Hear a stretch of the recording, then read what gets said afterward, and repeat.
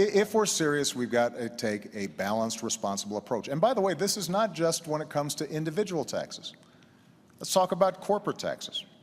Now, I've identified areas where we can right away make a change that I believe would actually help the economy.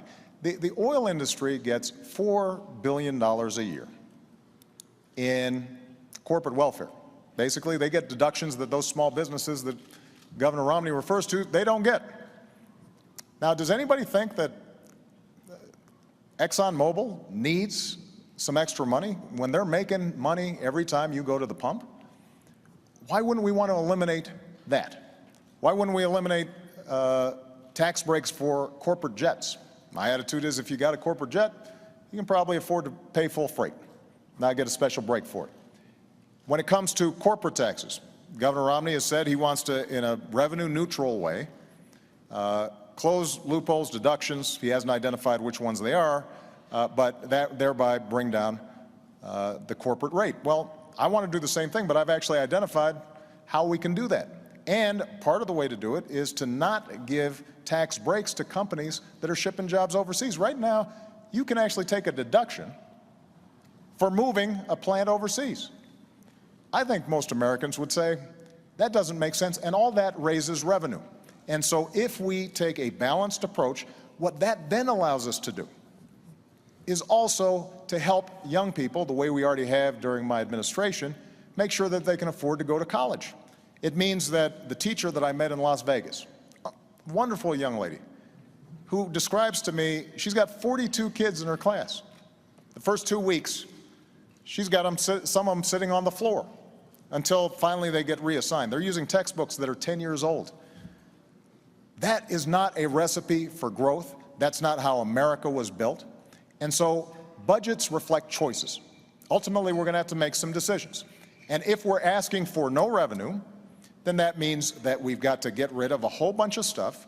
And the magnitude of the tax cuts that you're talking about, Governor, would end up resulting in severe hardship for people, but more importantly, would not help us grow. As I indicated before, when you talk about shifting Medicaid to states, we're talking about potentially a 30% cut in Medicaid over time.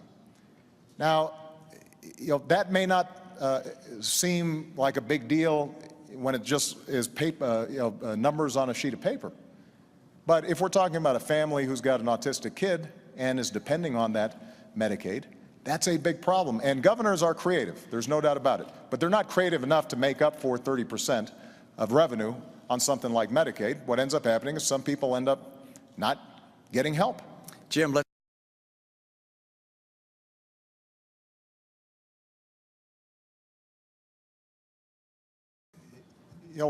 I suspect that on Social Security, we've got a somewhat similar position. Social Security is structurally sound. It's going to have to be tweaked the way it was by Ronald Reagan and Democratic Speaker Tip O'Neill.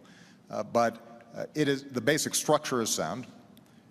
But I want to talk about the values behind Social Security and Medicare, and then talk about Medicare, because that's the big driver of our deficits right now. My grandmother, some of you know, helped to raise me. My grandparents did. My grandfather died a while back. My grandmother died 3 days before I was elected president. And she was fiercely independent. She worked her way up, only had a high school education, started as a secretary, ended up being the vice president of a local bank. And she ended up living alone by choice. And the reason she could be independent was because of Social Security and Medicare. She had worked all her life, put in this money, and understood that there was a basic guarantee, a floor under which she could not go. And that's the perspective I bring when I think about what's called entitlements. The name itself implies some sense of dependency on the part of these folks. These are folks who've worked hard, like my grandmother, and there are millions of people out there who are counting on this. So my approach is to say, how do we strengthen the system over the long term?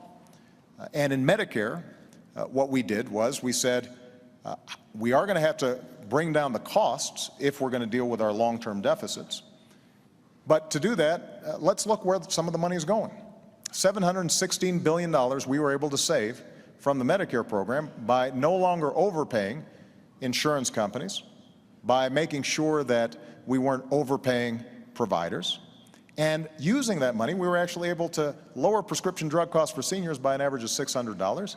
And we were also able to make a significant dent in providing them the kind of preventive care that will ultimately save money throughout the system. So the way for us to deal with Medicare in particular is to lower health care costs. When it comes to Social Security, as I said, you don't need a major structural change in order to make sure that Social Security is there for the future.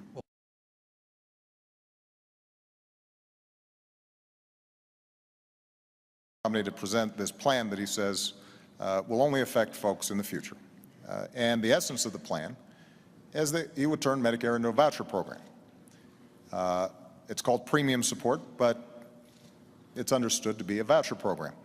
His running mate... And you don't support that? I don't, and let me explain why. Again, that's...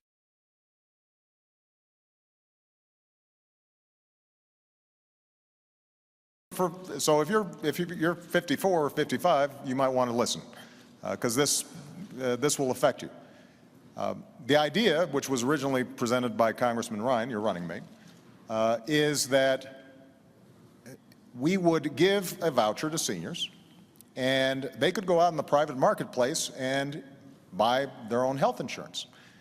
The problem is that because the voucher wouldn't necessarily keep up with health care inflation, it was estimated that this would cost the average senior about $6,000 a year. Now, in fairness, what Governor Romney has now said is he'll maintain traditional Medicare alongside it. But there's still a problem, because what happens is those insurance companies are pretty clever at figuring out who are the younger and healthier seniors. They recruit them, leaving the older, sicker seniors in Medicare. And every healthcare economist who looks at it says over time what will happen is the traditional Medicare system will collapse. And then what you've got is folks like my grandmother at the mercy of the private insurance system, precisely at the time when they are most in need of decent health care. So I don't think vouchers are the right way to go. And this is not my only my opinion. AARP thinks that the savings that we obtained from Medicare bolstered the system, lengthened the Medicare Trust Fund by 8 years. Benefits were not affected at all. And ironically, if you repeal Obamacare, and I have become fond of this term, Obamacare, if you repeal it, what happens is those seniors right away are going to be paying $600 more in prescription care. They're now going to have to be paying copays for basic checkups that can keep them healthier. And the primary beneficiary of that repeal are insurance companies that are estimated to gain billions of dollars back when they aren't making seniors any healthier. And I don't think that's the right approach when it comes to making sure that Medicare is stronger over the long term.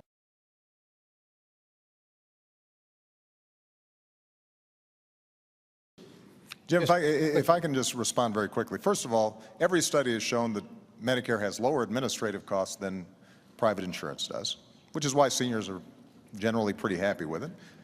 And private insurers have to make a profit. Nothing wrong with that. That's what they do. And so you've got higher administrative costs plus profit on top of that. And if you are going to save any money through what Governor Romney is proposing, what has to happen is that the money has to come from somewhere. And when you move to a voucher system, you are putting seniors at the mercy of those insurance companies.